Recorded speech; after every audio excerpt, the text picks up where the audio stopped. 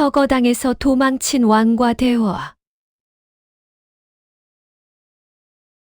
여러분, 덕수궁 안에 궁궐 전각으로 단청하지 않은 건물이 둘이 있습니다. 하나는 돌로 지어 단청이 필요 없는 석조전이고 다른 하나는 서거당입니다. 둘 다 고종과 관련 있습니다. 석조전은 고종이 침전으로 지었고 서거당은 석조전을 짓는 중에 불에 타서 고종이 새로 지은 전각입니다. 서거당, 임금이 머물기엔 지나치게 좁고 정사를 논하기엔 너무나 옹색한 공간이죠. 그러나 이곳은 임진왜란 한복판에서 조선의 왕, 선조가 가장 오래 머문 장소였습니다. 7년의 전쟁, 조선 인구의 최대 10%, 10명 중에 1명이 100만 명에 가까운 백성이 죽거나 사라졌습니다. 6.25 전쟁보다 더 가혹했던 사륙의 기록입니다. 하지만 우리는 이 숫자의 무게를 잘 모릅니다. 학교에서도 드라마에서도 전쟁은 말하되 그 책임은 묻지 않았기 때문입니다. 오늘 우리는 그 책임을 물으러 갑니다. 비난하기 위해서가 아니라 역사를 묻기 위해서.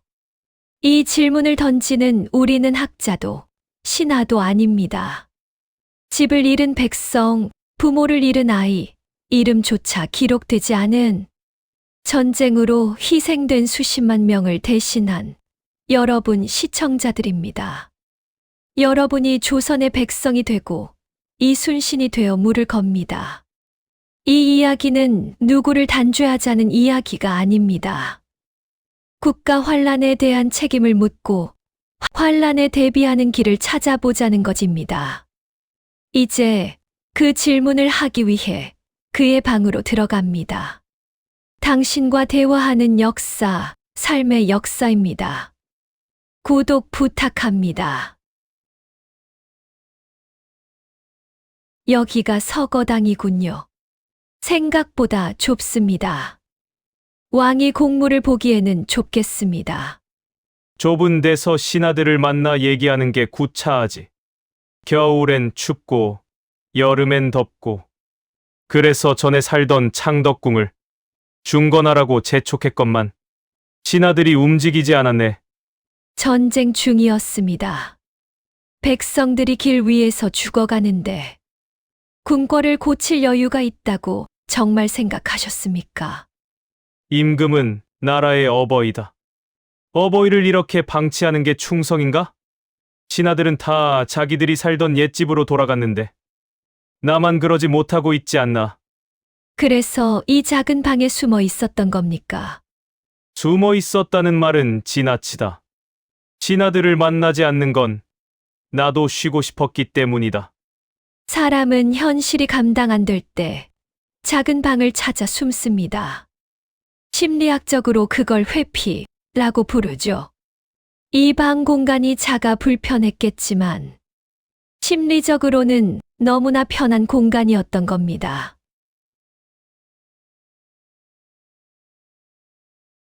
이 방에서 신혼을 시작했죠. 왕비가 죽자마자 51살의 19살 신부와 그 아이는 아무것도 묻지 않았어. 그게 좋았던 거죠. 편했지.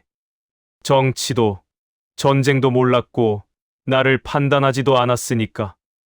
아무것도 묻지 않고 무조건 믿고 따르는 아내와 보내는 그 시간과 공간은 전형적인 현실 도피입니다. 자기를 아는 사람을 피하고 자신의 초라함을 비추어 드러내는 관계에서 도망가 아무것도 모르는 곳에 숨는 것이 현실 도피입니다. 현실을 모르는 어린 신부는 현실을 잊게 해주고 수치스런 과거도 덮어주는 진통제였습니다. 나는 왕이다. 왕에겐 후사가 필요했다. 이미 세자 광해군이 있었죠. 그런데도 후사를 고집했다는 건 그 세자를 버릴 생각이 있었다는 뜻 아닙니까? 왕에게는 언제나 선택지가 필요하다. 선택의 결과가 두려워 책임을 피하려는 사람은 현실 대신 쾌락으로 도망칩니다. 후궁이 15명이죠. 즉위 후 전쟁 전까지 24년 동안 후궁을 평균 1년 반에 1명꼴로 들였습니다. 열등감과 불안을 여성의 품으로 덮으려 했던 건 아닙니까? 그래서 광해군도 두려웠던 거죠. 그 애는 나를 너무 잘 안다. 신하들도 나보다 그 애를 믿고 있고, 그 아이가 왕이 되면 나는 역사에서 지워질 것이다. 이 방에서 신하들의 눈치를 살피고 어린 신부에게 숨어 있을 때, 밖에서는 세자 광해군과 도채찰사 이원익이 왕을 대신해 전쟁 상황을 살피고, 대비하느라 발이 부르트도록 전장을 누볐고, 유성룡은 피눈물을 흘리며 군량을 모았습니다. 그만해라. 다 알고 있었다는 뜻이네요. 그리고 바다에서는 그의 활동을 듣는 것조차 싫은 남자가 이 나라의 운명을 온 어깨에 짊어지고 싸우고 있었습니다. 그 이름을 입에 담지 마라. 그 자가 승전보를 올릴 때마다 신하들의 눈빛이 어땠는지 아느냐? 나를 보지 않고 저 멀리 남쪽 바다만 바라보던 그 무례한 눈빛들을. 이제 그 눈빛을 마주할 시간입니다. 당신이 그토록 부정하고 싶었던 당신의 가장 거대한 공포를. 문이 열리며 이순신이 들어오고 있다. 한 달간의 고문으로 몸은 무너졌으나 눈빛은 흔들리지 않는다. 오지 마라. 그 자리에 서라. 부르셔서 여기에 왔습니다. 내 죄를 내가 모르느냐? 적이 몰려온다는 곳으로 나가 싸우라 했거늘 명령을 어기고 움직이지 않았다. 그 정보는 외장이 흘린 것이었습니다. 적의 함정이 분명한 곳으로 군을 이끄는 것은 싸움이 아니라 죽음이었습니다. 왕의 명령이다. 죽음이 보이더라도 나가 싸우는 것이 충성이다. 충성은 죽는 데 있지 않습니다. 이기는 데 있습니다. 너는 늘 이길 수 있는 곳에서만 싸웠다. 그래서 백성들은 너를 영웅이라 부르고 나는 도망친 임금이 되었다. 싸움을 이기기 위해 전장을 고르는 것은 장수의 본분입니다. 그럴수록 내 자리는 사라졌다. 신하들의 눈은 더 이상 나를 보지 않았다. 남쪽 바다만 바라보고 있었지. 임금의 자리를 위협한 것은 제가 아니라 전쟁이었습니다. 아니다. 너다. 내가 이기고 돌아올 때마다 나는 더 작아졌다. 선조의 목소리가 흔들리기 시작하고 있다. 누군가는 이 전쟁에 대해 책임을 져야 한다. 그 책임은 전쟁을 벌인 자의 것입니다. 왕이 없으면 나라가 없다. 백성이 없으면 왕도 없습니다. 내가 있으면 나는 끝이다. 늘 두려워하시는 것은 적의 칼이 아니라 자기 자신이었습니다. 이순신이 고개를 숙인다. 저는 백성을 버리지 않을 것입니다. 그들이 없으면 이 나라도 없기 때문입니다. 이순신이 돌아서 나간다. 마지막으로 알려드립니다. 기억하십시오. 이 서거당은 당신을 지켜준 방이 아니라 당신의 두려움을 가둔 방이 될 것입니다. 서거당은 불편한 집이었습니다. 그래서 역사에서 도망치려던 당신에겐 가장 편한 장소였죠. 여기선 숨을 쉴 수 있었다. 당신은 환자였습니다.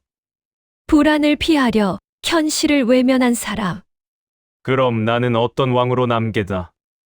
전쟁에서 도망친 왕으로. 서거당은 궁궐이지만 단청이 없습니다. 전쟁 중 임시 거처였기 때문입니다. 전쟁이 끝난 뒤에도 후대의 왕들은 이곳에 단청을 하지 않고 서거당이라는 이름만 남겼습니다. 선대왕이 고생하던 자리라며 그 비겁함을 고생으로 포장해 주었습니다. 그러나 그들 역시 백성의 죽음에 책임지지 않았습니다.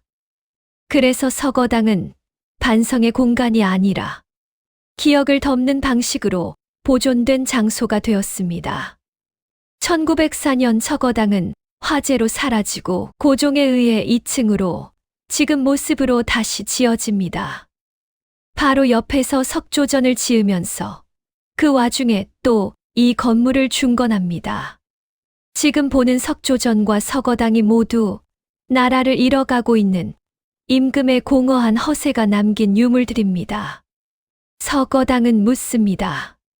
지도자가 가져서는 안 될 것이 무엇인지, 그것이 나라를 어떻게 무너뜨리는지, 그리고 우리에게 요구합니다.